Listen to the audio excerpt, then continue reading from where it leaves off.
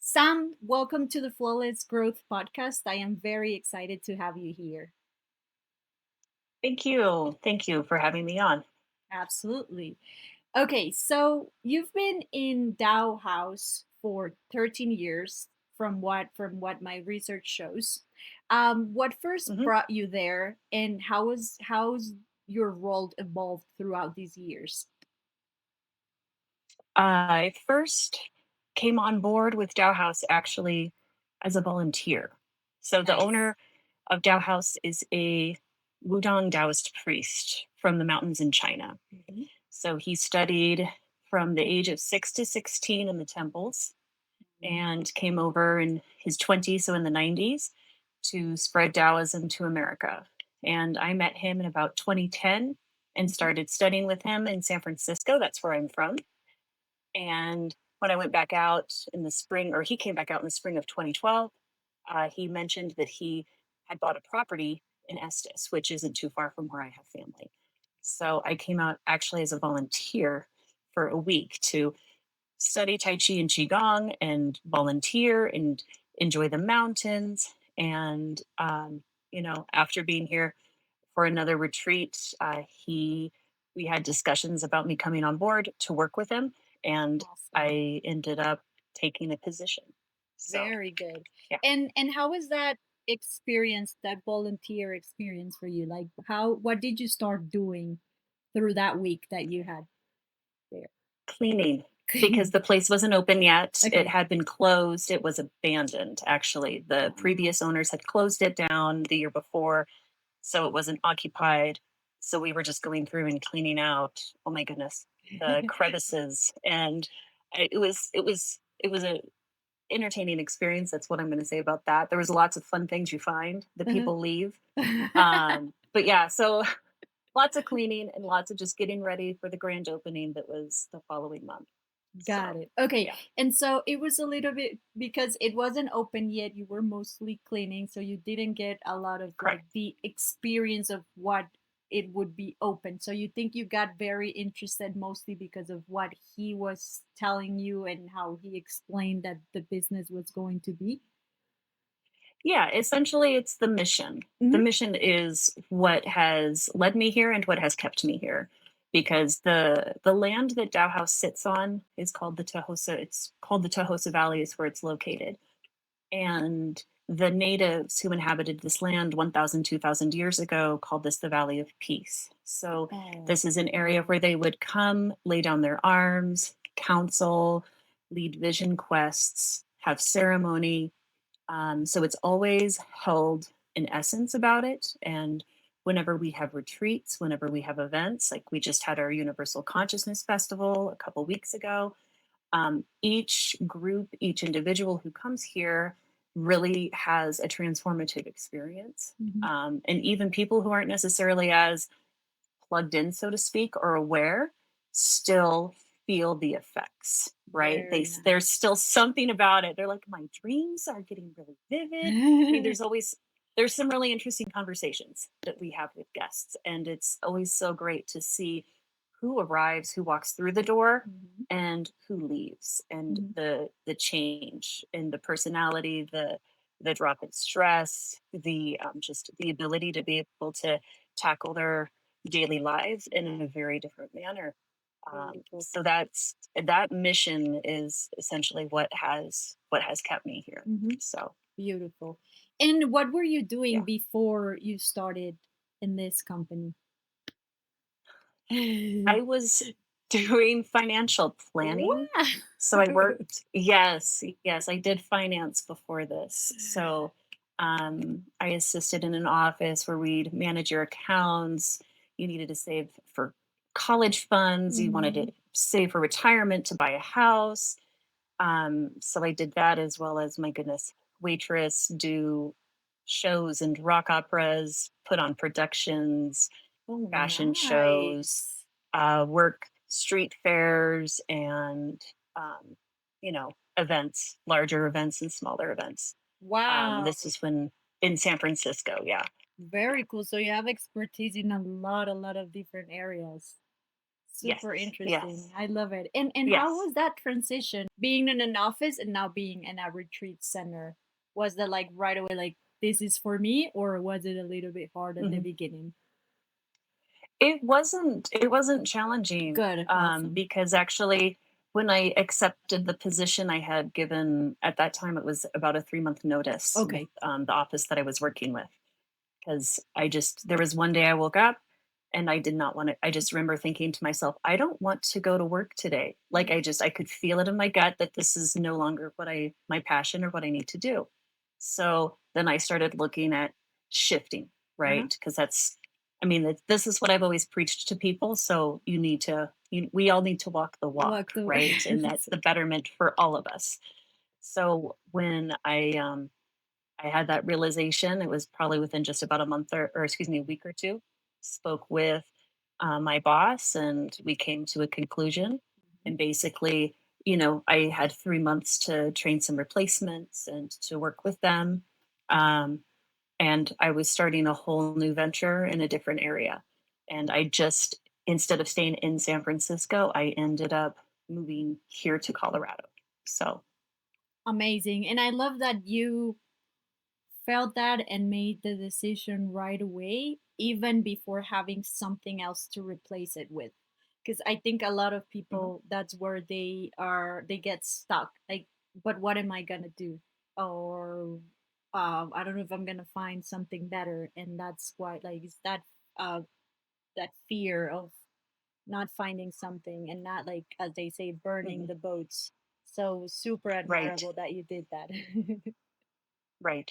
Well, I always think that your happiness. If you're Yeah. not happy working, if you're not happy doing something, then change. Hmm. Change what you're doing. And yeah, it can be intimidating Yeah. or scary at first, but as long as you're just humble, I mean, there's always something out there. If you don't mind waiting tables Hmm. or cleaning floors or serving somebody coffee Hmm. or there's a multitude of tasks that we can do. And so there's always something in between, Hmm. um, while you can still fulfill your passion as well.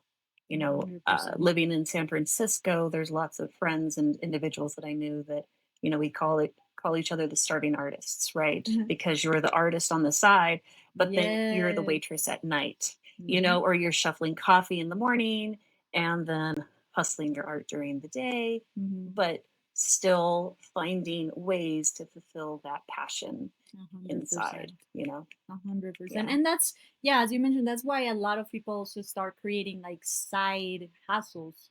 Because maybe, yes, Hmm. they need that income or that security that these jobs provide, but they're not going to leave their dreams aside and they're going to still try on Correct. their extra hours. So, very, very Correct. good.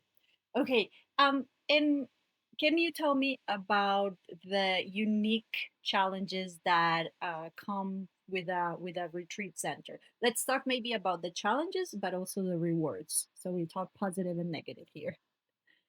Right. Well, yes, we always say from crisis comes opportunity. Hmm. So, with this place specifically, probably one of the most intriguing challenges was in 2013, we made national news. Most of Wow. Colorado did because of the floods that we had. Hmm. So, Estes Park flooded, Lyons flooded, and here on site we actually had a mudslide. Oh, wow. So it was about 10:30 at night Ugh. when the and I was up here. We were trying to mitigate and just keep water moving and keep from flooding. And it kind of sounded like a combination between a freight train coming down a mountain and an earthquake. Because being from Jesus. California, when I first heard it, I'm like, is that an Uh-huh. earthquake? Um, and it ended up the mountain basically it was like a volcano that erupted of water and came down on us, and it split and went between us and our neighboring property. Jesus. So we ended up with 2 to 5 feet of mud around everything, saturating cars. We lost a cabin, we lost a lot of infrastructure, water. So after that we actually were closed for 9 months while getting everything back up Whoa. online. So it was it was a challenge, right? Because it's like we're having to start over again in one respect. Mhm. Yet at the same time, when the property was purchased, it was originally underneath the name of Aspen Lodge. It Mhm. has been a business since 1948. And with the new direction, with the Taoist priest at the forefront and a retreat center behind it, we've been wanting to adjust, and especially with you and the specialty of marketing can understand that the name, the branding has everything to do with your mission and Mhm. what you're following through with. So when we took this opportunity not just to rebuild and get the water, get everything back up online, just so we could get open and have guests in house, but we also took the opportunity to rebrand and to rename ourselves to Nice. Dao House, and Nice. essentially meaning the house of the Tao. Mhm. Tao welcomes all persons, all religions, all beliefs. Essentially, we're underneath the guise of one commonality that we want better, healthier, happier, more harmonious lives, right? If we're sick most of our life, then you're not living it to its fullest. Mhm. And that's something that I think almost everybody can come together and agree upon. Mhm. And so essentially that is us here at the House of Tao. So within that moment that many would it was a very challenging moment, I will tell you Yeah, that. totally. You learn a lot very fast, Mhm. but took the opportunity to be able to reshape and um, uh, just rebrand the direction that we're moving. Mhm. So I love that because you guys took that time to you guys could have just waited we just need to fix the premises and that's it. But you guys also had a lot of other free time to dedicate to something else, and so it was amazing that you got that idea to right away mhm, come up with a newer, more better center. right, right. Very beautiful. And how Mhm. did you guys economically? How was that process? Like, is now no income coming from 9 months? Lots of loans, Uh-huh. SBA, Okay. yes, and um, you just have to be really um, what's the word I'm looking for? Uh, we worked with a lot of locals, Hmm. and it's like when we're doing projects, you do things more grassroots style, right? Old school style. Hmm. Utilize everything that we have on the property to be able to rebuild and fill in and um, so there's a lot of just we did a lot of it ourselves, hiring other companies to come in as well, but Hmm.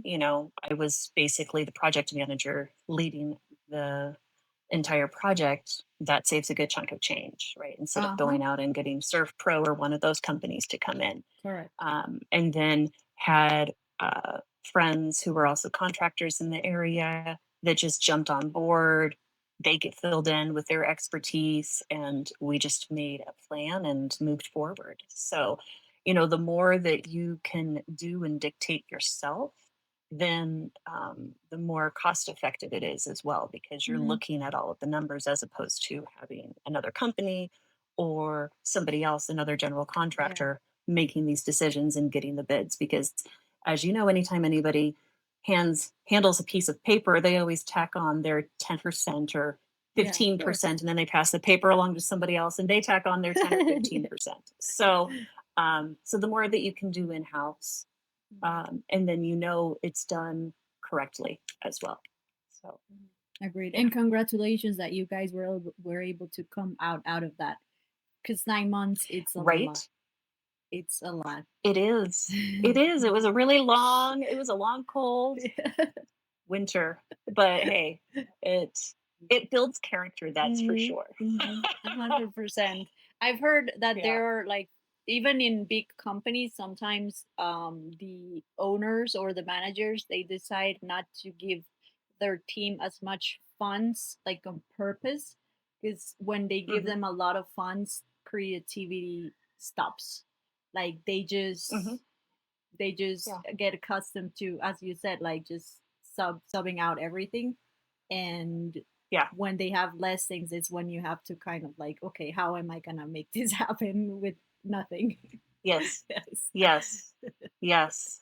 I yes, I couldn't agree more. And it's interesting. We had a speaker about a month ago for the Tohosa Valley Landowners Association meeting here who worked with the park. And um, like he said, we're going back to the old ways, doing more with less, as Hmm. opposed to doing less with more, which Correct. has seemed to have been the current motto. But everybody's saying like, oh yeah, we can actually do a lot more with the less. Hmm. So yeah, going back in time a little bit to the way that we used to manage Yeah, things. So yeah, absolutely. yeah. Okay, and you wear a lot of hats from what I see, from what I saw in the research of your position. Some of Hmm. the things that I Hmm. saw was like, for example, sales, hospitality, and safety. How do you manage such a dynamic workload? With an amazing team. Nothing like I having a mean, great team and delegating to good people, correct? exactly. Mm-hmm. Exactly. Exactly. I just had a conversation with one of my gals a couple weeks ago, um, where, and it's like that any manager has to be just very aware and cognizant of the staff that works for them, Mm-hmm. because it doesn't matter what the position is. Um, if you're scrubbing toilets, if you're stripping beds, if you're cleaning tables, whatever it may be, everybody's job is just important as the others. Not one is better than the other, Mm-hmm. right? Because it takes all of us in order for the ship to move forward in one direction. Yeah, totally. And when hiring people into specific roles and positions, I rely on them for their expertise. Mhm. I certainly hope that each person that gets hired as a manager, they should know more about that position than I do, because that's what I'm hiring them Mhm. for. I rely on them for their expertise, Yeah. and move forward, and we can discuss problems, we can discuss how to make things better. um, Always willing to lend an ear and a hand, Mhm. but essentially relying on them for their expertise, right, and what they do. And when you can see that they can carry that load and just move forward, it's a great thing. It's a great thing, and to let them know that they are appreciated. Mhm. That's something that I have heard from several staff that have come here, that other managers or um, other companies that they've worked for didn't appreciate them, right? Mm, And yeah. just because they're a housekeeper, right? Mhm. And honestly, it doesn't matter. Uh, but I think that's number one. Is it's not just about the management. It's not just about the top team. It's about what builds up the management, because essentially they're they're the boots on the ground. They're the Mhm. ones making sure the rooms are clean. They're the ones that Mhm. are, interacting with the guests on a regular basis. Front desk, that's going to be the first person that Mhm. the guest sees when they walk in the door, and the last they see when they walk out. So to make them feel welcome, to make them feel like that they're walking into someone's home, um, and to have that level of comfort. And Mhm. so when staff is happy, then it shows on multiple levels, right? Yeah, They're not just 100%. pretending to enjoy their job, right? Or coming to work because they have to for a paycheck, Uh-huh. right? Like I Uh-huh. said, anybody can do anything for a paycheck. But when you're able to make an impact in someone's life, Mhm. it's more than just a paycheck. So, Yeah, you can totally tell the energy of a place when people are happy working there. yeah. Not just the people that work there, but of course, as you mentioned, the clients. So amazing. And what you also touched on is giving them that power of that they're the experts at what they do, right? And not Hmm. being like being a lot of like doing a lot of micromanagement, because that maybe takes the power out of them. Of course, you always have Hmm. to be aware of things, but a lot of the times, maybe sometimes when they ask you, oh, how should I do this, you can give them back a question like, how would you do it first, and then make them think and give them that power back, because Hmm. they're the Yeah. expert at that. Yep. Okay, and Sam, apart from the uh, issue that you guys had with Mother Nature, she Yeah, our 1,000-year event. is there any other like moment of accomplishment that stands out to you that you've had in Dao House? Moment of accomplishment. You know, um, off the cuff, I mean, there's nothing specific. Um, Essentially, I mean, every group that we have, every wedding, Uh-huh. every time somebody leaves, then, they've had an amazing event and beautiful wedding and wonderful memories, Hmm. those are just that's why we do this. Yeah. It's for that purpose, it's for that reason. Hmm. And so that seems to happen on a daily basis, a monthly basis, right? So, it's always great when like I just had a guest, her and her daughter stayed here earlier this year, and just they absolutely loved it. They're like, "We love your staff. We're trying to get them to move to Florida with us." And she just called about a week ago just to reach out to say hello and, stuff like that. It's just that's building relationships with Hmm. people, right? And building those connections. Um, because we don't have to be always sitting in front of a computer, always sitting in front of a telephone, because that is also part of our mission here, right? We Hmm. don't have televisions in the rooms because we're Hmm. in the middle of Mother Nature. So you should step outside. You should connect with those around you, Yeah. connect with your partner, connect with your family, right? Hmm. And so just reestablishing that and making those connections with guests that come, with families that come, and to see the same, it's always really fun to see the same people that come back year after year and see how they grow, hear what their stories have been, and Yeah. what they've done for the last year, and it's really neat. Like that's Uh-huh. so there's not just one highlight, but I'm thinking of just all these different people and different Hmm. groups and so forth that gets impacted, um, that are just highlights on a daily or a weekly basis. Hmm. Of So course, doing that yeah. positive effect in people, it has to be very rewarding for you and the team, Mhm, and seeing a lot of mhm. happy faces, refreshed faces. Yeah.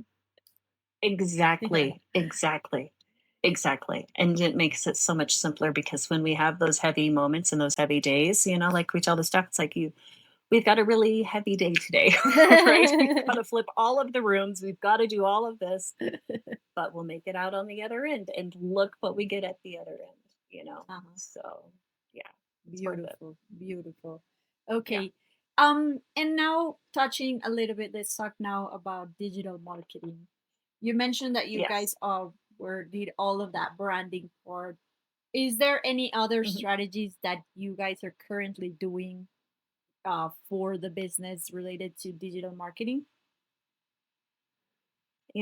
Aside from just doing the SEO work on the Hmm. back end, which is like ever evolving, as you know, um, that's essentially really, I'm horrible to say that's about the only digital marketing we're doing at this moment. Got it. I am in the process of hiring a couple people to assist more with the social media Nice. outreach, Uh-huh. right? Because, of course, everything is now going from photos to videos Hmm. and little short bits. So, yeah, just trying to keep up. It's an ever changing time that I know. seems it changes on a monthly basis, so you get some good business, I'm almost certain.